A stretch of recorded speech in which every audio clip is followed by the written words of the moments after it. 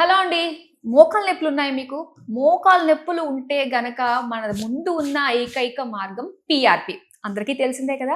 అయితే పీఆర్పీ గురించి చాలా సందేహాలున్నాయి. నాన్ సర్జికలే ఈజీగానే అయిపోతుంది. కానీ ఈ పీఆర్పీ ఎలా ఉంటుంది? రికవరీ టైమ్ ఎలా ఉంటుంది? వీటన్నిటి గురించి మనం తెలుసుకుంటూనే, అలానే మోకాళ్ళ నొప్పులు ఉన్న వాళ్ళకి డెఫినెట్‌గా ఈ వీడియోనైతే షేర్ చేయండి. డీప్ ఇన్‌సైట్స్ అనేది ఇప్పుడు నేను తెలుసుకోబోతున్నాననమాట. నేనైతే ఇప్పుడున్నాను ఎపియాన్ పెయిన్ మేనేజ్మెంట్ సెంటర్‌లో. సో, డాక్టర్ సుధీర్ దారా గారు మనతో పాటు ఉన్నారు. మరి ఆయన్ని అడిగి దీనికి సంబంధించి లోతైన విశ్లేషణ తెలుసుకుందాం. నమస్తే డాక్టర్ గారు. నమస్తే అమ్మా. Hello sir. హాయ్ సార్, ఇప్పుడు ఏంటంటే యాంకిల్ జాయింట్స్ పెయిన్స్ చాలా మంది బాధపడుతుంటారు. యాంకిల్ జాయింట్ వల్ల అది స్వెల్ అవుతూ ఉండడము, ఆ స్వెల్ అయిన ప్రతి ఒక్కసారి నాకు ఏదో అయిపోయింది, ఏదైనా జాయింట్ కాస్త మిస్ప్లేస్ అయిందా అన్నట్టుగా రకరకాల సందేహాలు వస్తూ ఉంటాయి. ఎప్పుడు మనం దీన్ని సీరియస్గా తీసుకోవాలంటారు?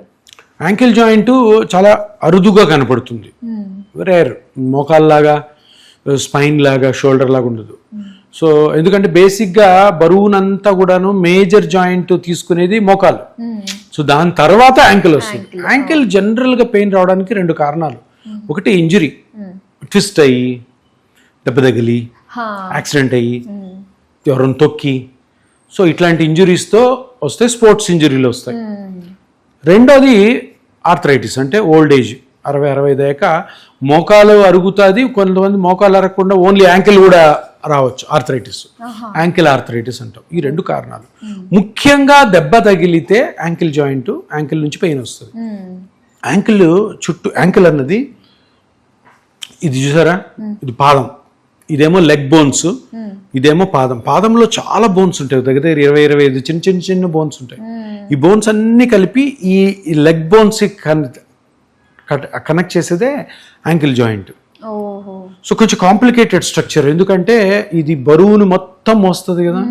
సో బేసికలీ ఇది పాదంలో ఉన్న చాలా బోన్స్ ప్లస్ ఈ బోన్స్, వీటన్నిటిని కలుపుతూ చాలా లిగమెంట్స్ ఉంటాయి.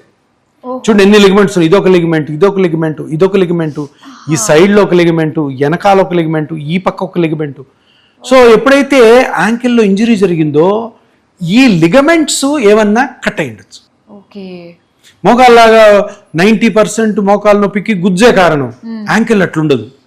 ఏ లిగమెంట్ అన్నా కట్ అయి ఉండొచ్చు. చిన్న చిన్న చిన్న చిన్న లిగమెంట్స్ ఉంటాయి. ఆ లిగమెంట్స్ కూడా 20-30 ఉంటాయి ఆడ, బోన్స్ లాగే. సో ఒక లిగమెంట్ చిన్నది కట్ అయినా కానీ యాంకిల్ అంతా పెయిన్ వస్తుంది. సో ఇక్కడ ఛాలెంజింగ్ ఏంటంటే యాంకిల్ మీద సర్జరీస్ లేవు, యాంకిల్ రీప్లేస్మెంట్ ఇట్లాంటివి లేవు. Very tough. ఏం చేస్తారంటే కాస్ట్ కట్టేసేసి ఆ లిగమెంట్ హీల్ అవ్వాలి అని చెప్పి అట్లా వదిలేస్తుంటారు. సో ఫస్ట్ ఆఫ్ ఆల్ తెలుసుకోవాల్సిందంటే యాంకిల్ పెయిన్ అది వయసు రీత్యా వచ్చినా, దెబ్బ తగిలి వచ్చినా కూడాను ఫస్ట్ స్కాన్ చేసుకొని ఏ లిగమెంట్ కట్ అయింది, ఏ జాయింట్ అరిగింది అన్నది కనుక్కోవాలి. సో ఆ లిగమెంట్ ఏదైతే కట్ అయిందో కనుక్కోవడం అన్నది ఒకటి ఎంఆర్ఐ స్కాన్లో చూడొచ్చు. ఇంకొకటి మన దగ్గర ఉన్న అల్ట్రాసౌండ్లో కూడా సింపుల్గా, ఎంఆర్ఐ అంటే మళ్ళీ డయాగ్నోస్టిక్ సెంటర్కి వెళ్ళాలా, పెద్ద దాని లోపల దూరాలా, ఈ తతంగం అంత ఉంటుంది. మన అల్ట్రాసౌండ్లో కూడాను ప్రతి లిగమెంట్ని కూడా మనము అల్ట్రాసౌండ్ మస్కులోస్కెలిటల్ డైనమిక్లో చూడొచ్చు. చూసి ఆ లిగమెంట్ని కరెక్ట్గా ఐడెంటిఫై చేసి దీనివల్లనే నొప్పి వస్తుందా లేదా, దీనివల్లనే మూమెంట్స్ రెస్ట్రిక్ట్ అయ్యాయో లేదో కనుక్కొని ఆ లిగమెంట్కి ట్రీట్మెంట్ చేయడం ద్వారా కంప్లీట్ రికవర్ అవుతారు. ఎందుకంటే ఇప్పుడు మామూలుగా ఎంఆర్ఐ స్కాన్ చేసి ఈ లిగమెంట్ కట్ అయిందంటే ఆ రెస్ట్ అనేస్తారు. రెస్ట్ అంటే ఎక్కడ రెస్ట్ సిస్టమ్, బరువు రోజు దాని మీద పడుతుంది, చిన్న చిన్న బాత్రూమ్ కన్నా పోవాలి కదా. అదే యంగ్స్టర్స్లో జరిగిందని రెస్ట్ ఎన్ని రోజులు తీసుకుంటారు, ఆ రెస్ట్లో అది హీల్ అవుతుందో లేదో తెలియదు. వెంటనే దాన్ని హీల్ చేయాలా, నయం చేయాలా, రిపేర్ చేయాలా. దానికి one of the best treatments, అంటే చాలా efficient treatment and very few ట్రీట్మెంట్స్లో ఒక ముఖ్యమైనది పిఆర్పి. ఎస్, ఇప్పుడు ATFL అంటుంది, anterior talofibular ligament, peroneus ligaments or deltoid ligament, ఇంకా చాలా చాలా లిగమెంట్స్ ఉంటాయి, టిబియాలిస్ యాంటీరియర్, టెండాన్స్, చాలా లిగమెంట్స్ ఉంటాయి. ఆ లిగమెంట్స్లో ఏ లిగమెంట్ కట్ అయ్యింది, ఏ లిగమెంట్ వల్ల నొప్పి వస్తుంది అనేది తప్పకుండా కనుక్కోవాలి. సింపుల్ పిఆర్పి ట్రీట్మెంట్ దాన్ని మళ్ళీ హీల్ చేయొచ్చు. ఇన్ కేస్ సరే ఇది దెబ్బ గురించి, యాక్సిడెంట్స్ గురించి, జాయింట్ అరిగిపోయింది అనుకో, ఓల్డ్ ఏజ్, మోకాలు అరిగినట్టే, అదైతే కార్టిలేజ్ ఎక్కడైతే ఉంటుందో ఈ లెగ్ బోన్స్కి, ఈ ఫుట్ బోన్స్కి మధ్యలో, ఆ కార్టిలేజ్ గ్రోత్ చేయడానికి కూడా పిఆర్పి యూజ్ అవుతుంది. అంటే యాంకిల్ ఆస్టియోఆర్థరైటిస్ ఉన్న, అది రేర్గా వస్తుంది, చాలా తక్కువ మంది వస్తుంది, రావచ్చు. ఓకే. వాళ్ళలో కూడాను ఈ పిఆర్పి ఇంజెక్ట్ చేయడం ద్వారా లోపల కార్టిలేజ్ రీమోడల్ అయ్యి మళ్ళీ రికవర్ అవుతారు.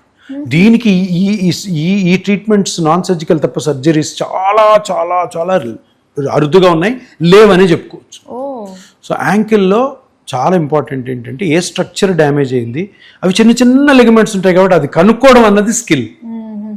ఇప్పుడు బరువుగా ఉన్న వాళ్ళు ఉంటారు కదండి, ఇప్పుడు వాళ్ళు నడుస్తూ నడుస్తూ కాలు బెనికిపోతుంది, సో అలాంటి టైంలో వాళ్ళకి మొత్తం స్వెల్ వచ్చేస్తూ ఉంటుంది, రెస్ట్ తీసుకుంటూ ఉంటారు, అలా ఇంకా కాలు మాత్రం అలానే వాచిపోతుంది, దానికి ట్రీట్మెంట్ కూడా లేదు కాబట్టి అలాగే బాధపడుతుంటారు. ఓకే. ఎస్, ఇప్పుడు అంటే ఏ బరువు ఉన్నా బరువు లేకపోయినా యాక్సిడెంట్ అయిందంటే లిగమెంట్స్ కట్ అవుతాయి. అవును. ఓల్డ్ ఏజ్లో అందరిలో రావు, కొంతమందిలో వస్తాయి. వచ్చినప్పుడు ఈ ట్రీట్మెంట్ ఒకటి ఉంది అని తెలుసుకోవడం చాలా చాలా ఉత్తమం, ఎందుకంటే వీటికి వేరే ట్రీట్మెంట్స్ లేవు కాబట్టి అలాగే సఫర్ అవుతూ ఉంటారు పాపం. సో ఏమైనా రాంగ్ సర్జరీస్, రాంగ్ ట్రీట్మెంట్స్ జరిగి లేనిపోని కాంప్లికేషన్స్లో ఉంటారు. మనకి తెలుసుకోవాలి సైంటిఫిక్ ఏంటంటే చాలా లిగమెంట్స్ ఉంటాయి, ఆ లిగమెంట్స్లో ఏదో ఒకటి కట్ అయి ఉంటుంది, ఆర్ గుజ్జు అరిగిపోయిన జాయింట్ అయినా ఉంటుంది.